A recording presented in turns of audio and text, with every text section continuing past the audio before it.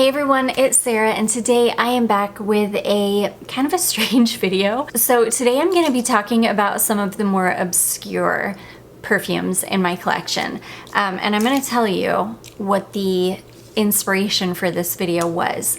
Is this perfume here called Swano from... I don't even know who makes this. I can't even remember. I'll have it on the screen for you because I can't remember the name of the house. But yeah, this fragrance called Swano made me think of like how fun it would be to do a video showing some of the more like obscure fragrances in my collection that I've never really heard anybody else talk about, or that are just kind of obscure perfumes. So anyways, I've got quite a few here. I'm gonna jump right in. I do have more than this, but I felt like this was a good like a good amount. Yeah, I could probably do a part 2, so if you guys enjoy this, just let me know and I'll do another part. Anyways, let's just go ahead and start with this one, Swano. So this came from my beautiful friend Christine. She sent this over. I think she ordered this on Amazon, and it's just the cutest little swan bottle.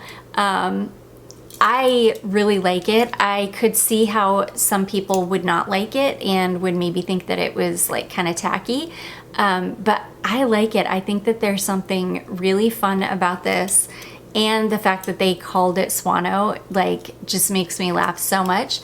The bottle is really pretty though, and the swan has like a little rhinestone in its eye, and it's got a little chain that attaches the cap to the actual perfume bottle. And the perfume inside is really nice. I still haven't had a chance to test this one because, in fact, I will probably test this one on Friday of this week because it's supposed to get up to 65 degrees and sunny that day, and I think that'll be a perfect day for this because this seems like it's more of a maybe spring summer type perfume. So I will test it then, and I will have it in what I wore last week video. But yeah, this is definitely one of the more obscure, sorry, let me put it this way, one of the more obscure fragrances in my collection, and yeah, this was the inspiration for this whole video. So anyways, that is the first one. That is called Swano. Okay, next, this is a fragrance that was sent over from my dear beautiful friend Jacqueline, and she sent me a decant of this first, and I fell in love with it. So she just ended up sending me the whole bottle because I think she said she just didn't reach for it a whole lot. I love this perfume. I think she found this at TJ Maxx or Marshall's. This is called, it's actually from True Fragrance, which I do see True Fragrance in TJ Maxx and Marshall's a lot. But anyways, I fell in love with this. This is beautiful. It is like a warm chai fragrance, but with a really beautiful, kind of delicate, sweet violet. It's not quite like a candied violet, but it's definitely a sweet violet.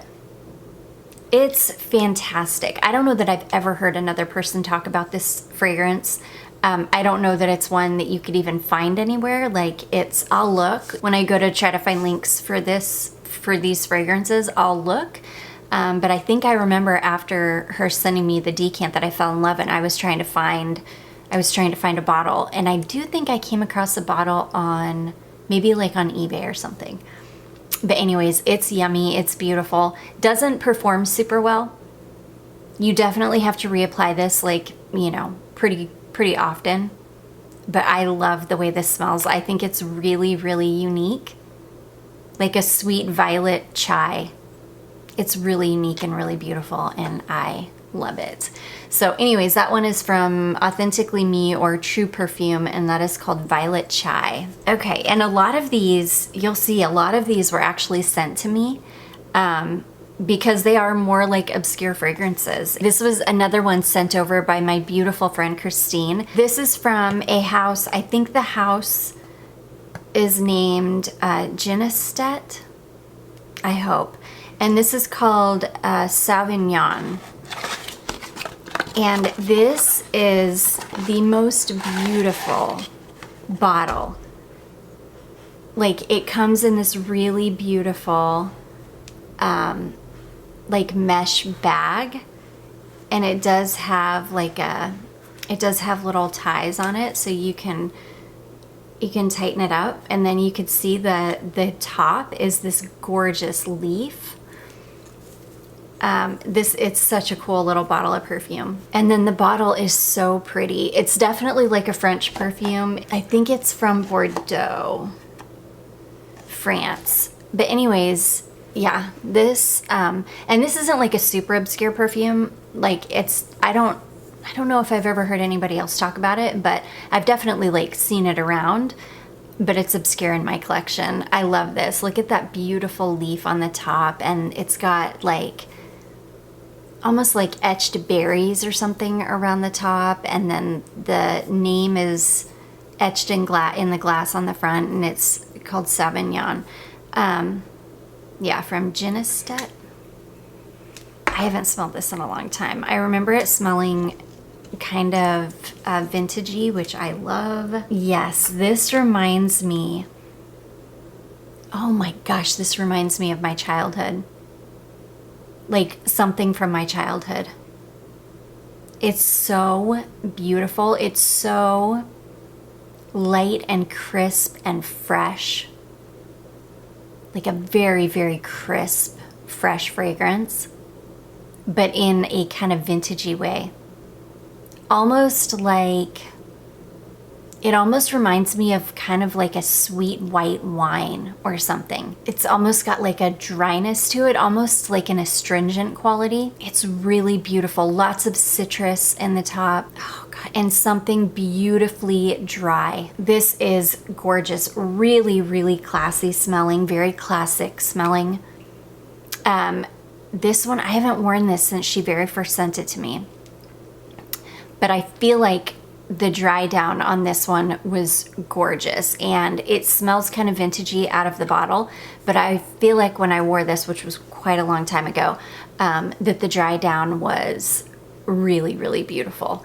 So yeah, I love this. I need to pull this one out. I keep it in its box, and sometimes when I keep fragrances in their boxes, I kind of forget about them, but I need to pull this out the first sign of warm weather and wear it again. I love it. It's beautiful. So that is from Genestet, and that is called Sauvignon. This next one, this was also sent over from this little house. I think this little house is, I think they're out of New York, and this is a little house called Portrayer, and this fragrance is called To Portray. And this fragrance is, it's like an enhancer fragrance, and basically all of this is bergamot, ozone, and ambrette. And I remember when I did a video about this perfume, basically the house, or whoever made this perfume, I can't remember, I don't even remember the person that I was interacting with because it's been years ago, but I feel like she said that she was making a perfume for herself, that she wanted something that she could wear that would be an everyday fragrance for her, but that wouldn't get in the way of her formulating perfumes. Like she knew she would smell good, but she wasn't necessarily going to smell it so it wouldn't affect her nose when she was creating other perfumes. Yeah, so she made this, and this is beautiful. It's one of those perfumes that it's like a molecule perfume. You don't really smell it when you have it on, but every once in a while, like when you move, you'll get a whiff of it, and it's beautiful. If you love ambrette like I do, I think you would love this one. It's gorgeous. I forget about this one. It gets like lost. Yeah, it says made in New York, so it's definitely they're out in New York, but it gets lost in my collection, and I need to pull this out and give it more love. It needs to it needs to live out, because this is a great easy reach, like everyday wear kind of perfume.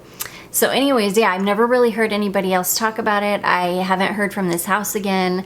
I'm gonna need to get on the website and see like what's going on. I don't know if they have any different perfumes out or like what, but I can tell you this one's gorgeous. So anyways, that is a little perfume called, from a little house called Portrayer, and it is called To Portray. Okay, this next one, this is actually a vintage scent, but I've never really heard anybody else talk about this except for other subscribers that whenever I talk about this perfume say, yeah, I used to wear that, or my mom used to wear that too, and like they know about it. But other than that, I never hear anybody talk about this perfume. This is an old perfume from the 90s from Coty, and it is called L'Effleur. And my mom used to wear this. It was a drugstore perfume. My mom used to wear this when I was like in 5th and 6th grade in the very early 90s.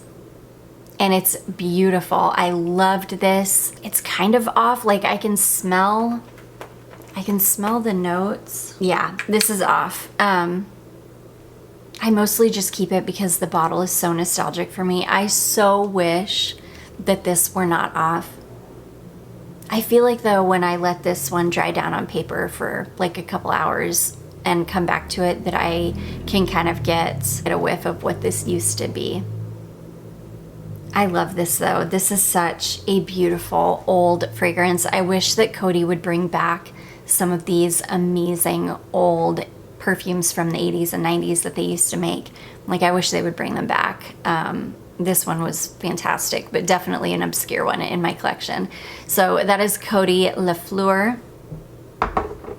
Okay, this next one. This is another little house. I think this is a Korean perfume house. And they reached out to me, gosh, it's been some years back. And they sent me these perfumes. This one, and this is from a house called Addict. And this is like a gel perfume, and this one is musk. Yeah, and it's this really interesting gel. This is great to wear as a base and then to layer over it because it's like a gel perfume. So it sinks right into your skin. And then they also sent me this one. This is actually a water-based perfume. And this one is called Blanc de Bloom. And this smells like bubble bath. It smells like a white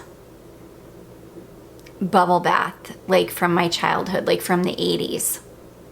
I love this. It's got rose in it, and it's like, but it doesn't smell like it does smell kind of vintagey, like a vintage clean white bar of soap or bubble bath, but without, and I think it's got some rose in it, but without smelling like rose, if that makes any sense. It's really beautiful. I love this one. Very clean, and I love it. You do shake it up, and it's really nice on your skin because the oils like moisturize your skin. And like I said, this is a water-based perfume, so no alcohol. Really beautiful. I think this might be the only water-based perfume that I've got in my collection, but yeah, I really like this one, and I forget about it, and I never hear anybody talk about this house. I do think that they reached out to me again after this, but sometimes I just don't feel like working with brands. Yeah, but anyways, this is a neat little Korean house, and I really like that one. Never heard, I don't hear anybody talk about it. Okay, this next one is from another subscriber. She just sent this over, not long before we moved out of our last rental. I feel like all we do is move. Anyways, this is a fragrance from Maison Margiela, and this is called Avant L'Orage. And this is such a beautiful, oh my gosh, this is such a beautiful scent. It's so light and delicate and clean, but kind of creamy smelling. It's phenomenal. I love this scent. It's another one. Maybe you guys have heard of this house before. I never had, and I don't ever see anything about it. So this is like one of the obscure perfumes in my collection for sure. I love everything about it. I love how it smells. I love the bottle. I love everything about this fragrance. So anyways, that is from Maison Margiela, and that is called Avant L'Orage. Okay, this next one is another one that was sent over from a subscriber. This came years ago though. I wish I remembered. Sometimes I can't even remember like who sent it, and that's the case with this one. I just know it came from a subscriber. This is a fragrance from Perlier, and I had not heard of or seen Perlier for so long. You used to be able to find Perlier products in like TJ Maxx years and years ago, but I haven't seen it for so long. And I feel like she said that's where she got this perfume, if I remember correctly. But this is Perlier Bucaneve or Snowdrop Perse Neige. I don't know, but this is really beautiful. This is very light and delicate and clean smelling.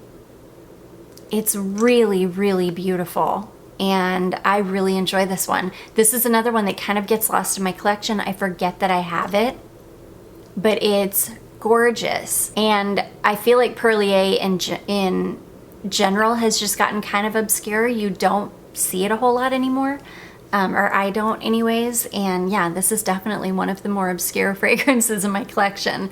I really love it though. So that is Perlier Bucaneve or Snowdrop Perse Neige. Okay, another one that was sent over by my beautiful friend Christine in this gorgeous velvet bag. Yeah, this is another like kind of obscure, I would say indie house, maybe like borderline niche-ish.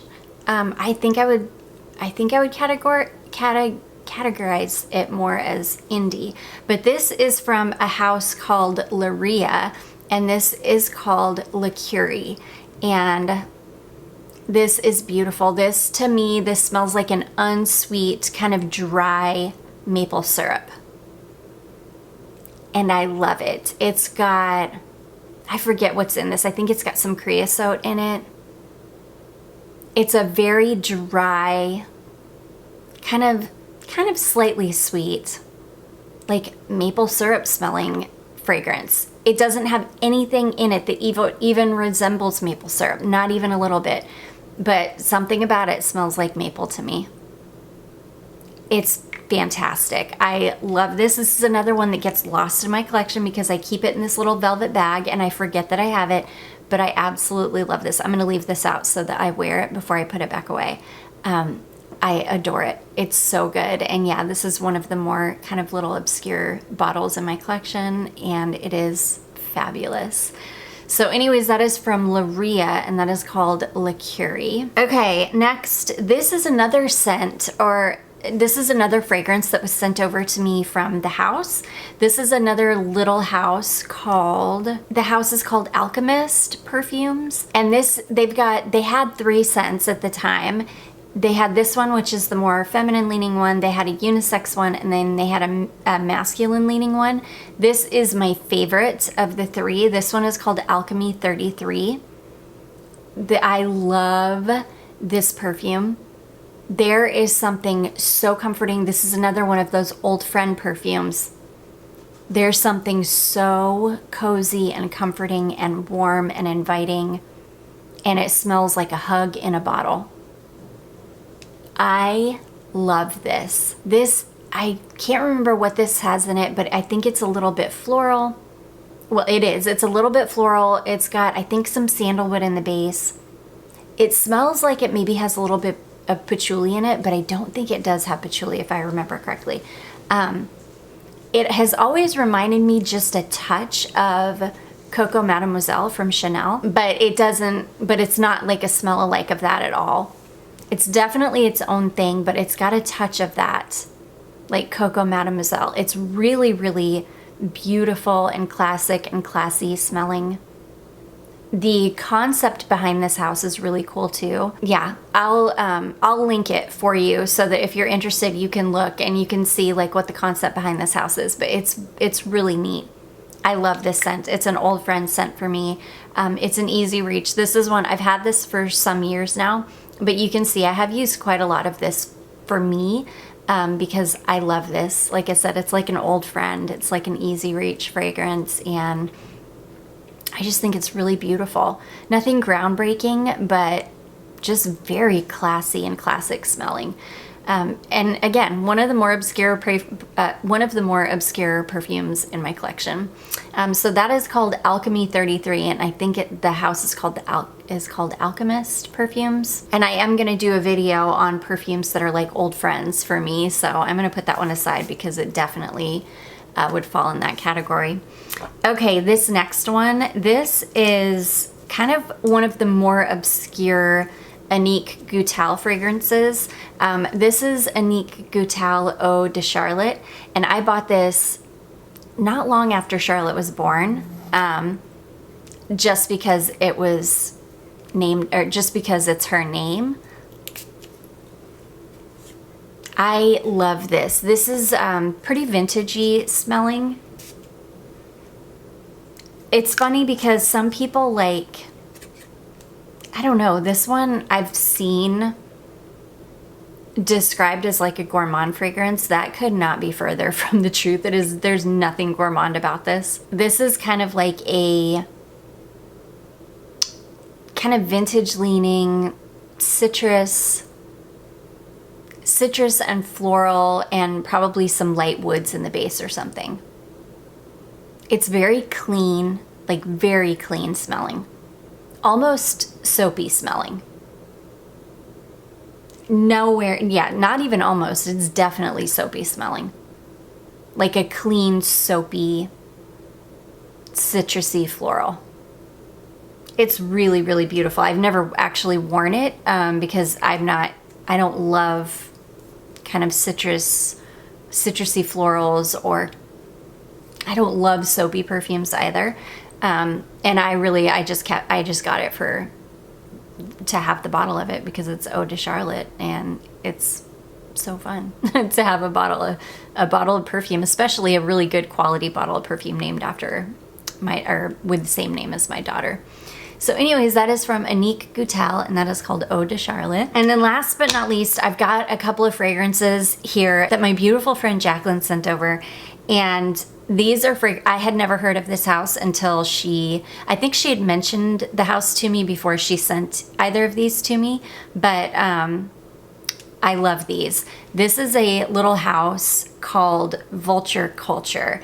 I think you can find them on Etsy and maybe eBay. I know you can find them on eBay, but I think maybe they're on Etsy too, if I remember correctly. These are beautiful fragrances. These things are nuclear. This is the one that Charlotte doesn't like anymore because she made herself sick with it because it's so strong, and she sprayed so much on that she made herself sick with it. This one is the salted coconut and black rum, and this one is orange blossom and lavender vanilla. And these are beautiful. I can't tell you how gorgeous these scents are. This one, the salted coconut and black rum one, is such a gorgeous, like summer fragrance. This is like a summer party in a bottle, like a summer party on the beach in a bottle. It is fantastic. And then this one is really, really clean, sweet and clean smelling. I love these so much. I love them on skin, and they're fantastic. And they're, like I said, absolutely nuclear. They're very, very affordable. The bottles and the labels are gorgeous, and I cannot recommend them enough. I had the website pulled up until my stupid computer like updated and then lost all my websites that I had pulled up. But I had this website pulled up because I'm in the process of looking through the website because I would love to order some more from this house because they're fantastic. And yeah, it's just a cool little like obscure indie house that is so good. Some of the best that I've smelled. And their spray alcohol perfumes, which is fantastic when you're not having to deal with oils, which unfortunately a lot of indie houses do oils. I love them. So good. So anyways, that is from Vulture Culture. And that is going to be it, guys. Those are some of the obscure little fragrances that I have in my collection. Again, if you like this, let me know. I can probably throw together a second part. I do hope that you all enjoyed this. If you did, don't forget to give it a big thumbs up. Don't forget to subscribe before you leave, and I will see you in my next one. Bye.